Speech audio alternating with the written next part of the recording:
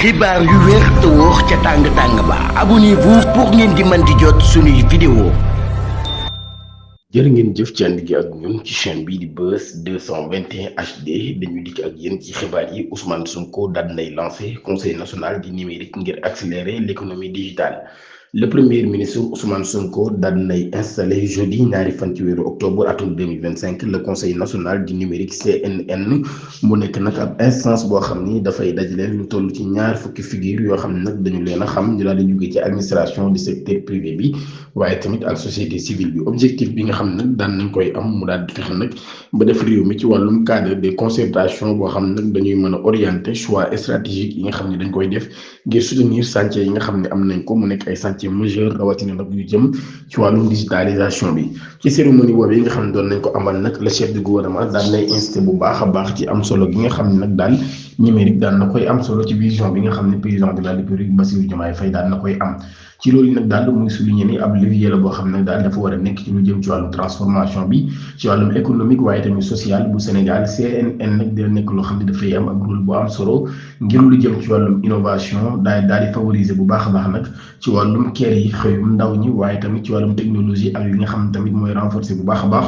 confiance numérique bi nga xam ne Sénégal daal nañ koy am jaarale ko ci cybersécurité yi ak sax protection des données yi. cyber attaque bi am te DCID ñu ngi leen di laaj ab rançon bu bëree bëri ci Sénégal. fisc bu sénégalais moom mii nag di nga traversé ab crise bu doy waar lool ginnaaw ab attaque informatique boo xam daan nañ neutraliser ay outils de gestion yu bëree bëri ci des cybercriminels yoo xam nag dañ leen si sonné nag daal ñu ngi nekk ci Europe ñoom ñi ñooy laaj di toll ci fukki millions ci xaalisu euro ngir nag daal di libérer le système bi nga xam nag daal mooy bu DCID. site bu spécialisé boobee nag daal di Sika Finance daal lay wax ni ab offensive la boo xam ni moo tax ba kon lu bokk ci ay services numériques yu bare bari daal taxaw loolu kon daal di yeexal nag dab liggéey bi bu baax a baax ci ni ñuy collecté yooyu les recettes publiques waaye nag daal loolu yi daal lay indi nag ab dugg bu baax a baax ci wàllum sécurité des données fiscales des contribuables pour réewum Sénégal. ci ampleur boobee nag daal li nga xam ne moo di les autorités sénégalais ak experts en cybersécurité yi daan nañu mobiliser wu bu baax a baax ngir nag daal di mën a indi ak saafara ci mbir mu gën a gaawee waaye nag daal di jàpp ñi def jooyu lay mbir waaye nag daal DCID moom nag daan nay évoqué daan nay wax nag daal ab interruption moom moo am moo nekk ab interruption technique waaye nag mi ngi assuré bu baax a baax nag ni boobu lépp situation jamono ji kon mi ngi sous contrôle ci ab plan de continuité boo xam ne daan nañ koy am ngir nag daal ñuy jëfandikoo DCID boobee nag ñu mën a def seen ay démarches directement jaarale ko ci gisee yi li ci des nag état moom ndax dafay continuer di négocier wala nag daal dafay topp ñi nga xam ni ñoo def jëf jooji ngir jëflante ak ñoom ci wàllum yoon. crise politique 2021-2024 justice bu réewum Sénégal daal day tëji ay dossiers yu sensible lool ab tournant majeur moo am ci traitement des violences politiques survenues entre 2021 et 2024 jeudi ñaari fan ci weerum octobre initiative zéro impunité ñu koy wax ISI ak mouvement Sénégal notre priorité SNP daan nañu annoncé nag daal justice daan nay tëji ay enquête ginnaaw boo xamee nag daal daan nañuy jox boobu lépp dossier procureur de la République ci mbirum nag Pape Abdoulaye Touré mu nekk koo xam ni daanaka dañ koo jàppoon torturé ko teg ko ay jafe-jafe yu métti loolu moom mii nag daal kon daan nañ koy wóolu waaye tamit daan nañ wóolu ñeneen ñoo xam ne war nañ leen diglu ajuma gi ñetti fan ci weeru octobre ci section de recherche bu Colobane ci loolu nag daal première plaignant yi nga xam kon daan nañ leen di convoqué ki nga xam ne moo sant Wade dëkkoon ca Parcelles ñu faatoon bakkanam magam daan na ciy bokk ba tey nag acteurs yu société civile bii nag daal nañuy wax ni audition yooyu dafay wane ab procédure boo xam nag daal dafay symboliser espoir boo xam ne jàpp nañ ni dinañ am ab chapitre bu bees boo xam nag dañ koy jaarale ci dëgg waaye ak responsabilité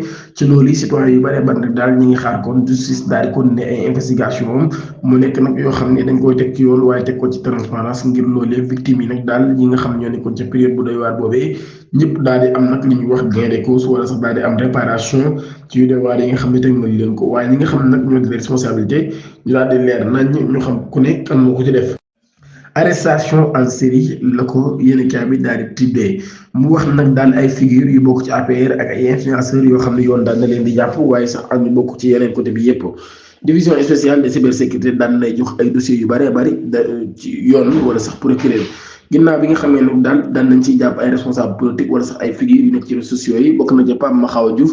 porte-parole adjoint de l'APR daan nañ koy place sous mandat de dépôt ginnaaw ay accusation yoo xam nag dañoo jàpp ne mbirum diffamation la mu leen koy teg ci kaw agence sénégalaise de l'électrification rurale bi waaye tamit militant bay di Dembooj ñu koy wax Gaynde Macky moom mi tamit daan nañ koy yóbboo ca kaso ginnaaw bi nga xamee ni daan nañ yëkkate ay kàddu yu doy waar lool daal koy teg nag ci kaw ñi nga xam ne ñoo yor réew mi moom mi kon daal lënd bi la war a comparaître ci li nga xam ne nag moo di flagrant délit ba tey ci même mbir moomee activiste bi di Amadou Cissé ñu koy wax Gaynde Macky bu góor moom mi nag daal di ab tiktokeur ak tiktokeur bii di Serigne Bada Kiman ñoom ñëpp nag daan nañ leen di teg loxo ginnaaw ay déclaration yoo xam daan nañ koy def ñu jàpp nag ay déclaration yu doy waar la loolu ñoom ñi ñëpp nañu ko def jëmale ko ci les militants du Pastef ci tey loolu ba tey ci arrestation yooyu nag daan nañu jàpp ki nga xam ni moo di Boy Dakar ak Lamb ñu daaru ñoom ñi bokk ci mouvance présidentielle bi wala ñu bokk sax ci parti bii di Pastef ñoom ñi tamit nag daal dañoo jàpp ni dañoo yëkkate ay kàddu yu safaanoo daal di koy teg ci kaw ñi nga xam ni ñoo yoroon réew mi wala sax ci kaw opposition bi loolu kon moo tax daal leen di teg loxo ba daal leen tëj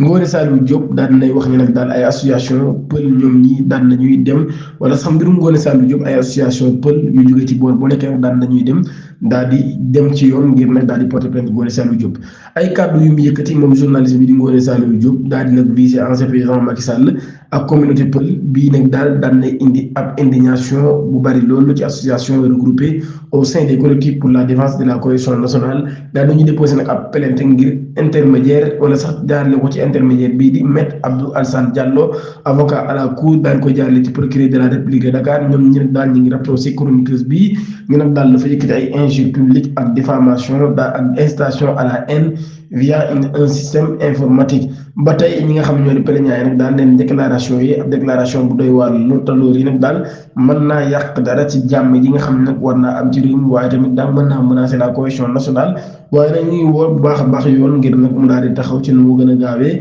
ngir nag daal di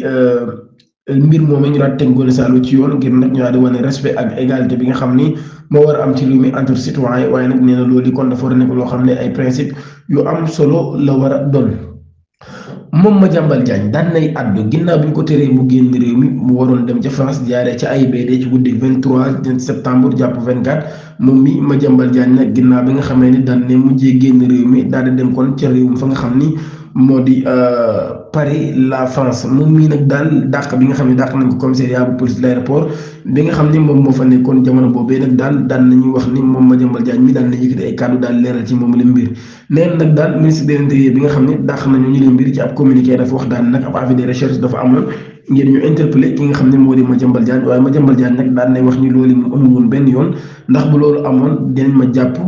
ci fan yu jiitu loolu ndax jamono jooju maa ngi woon sama kër di dox ay soxla bu baax a baax nee na nag daal kon ci sama voyage ci lañ ma signalé ni kon man mi wóorumaa génn réew mi waaye lu jiitu loolu yi maa ngi doon dox samay soxla def lu ma war a def waaye nag daal nee na ba tey ñoom ñi police kon liñ bëggoon ne xanaa kon mooy ñu jàpp ma illégalement te loolu yi kon nekkul loo xam ni mën naa nekk loolu li ma jëmbal daal di xam ne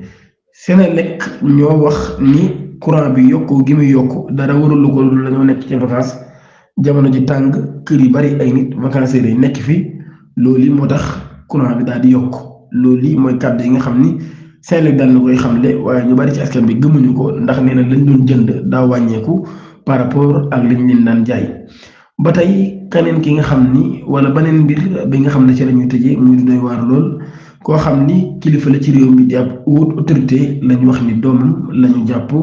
mu doon violé xale bu am fukki at ak ñeent. ci loolu yi Cheikh Bara Ndiaye moom tamit mi ngi menacé ñi daal ci kawam ci mbirum oto boobee nee na du leen yóbbu ci yoon waaye luñ liggéey dinañ ko fajoo jërë ngeen jëf.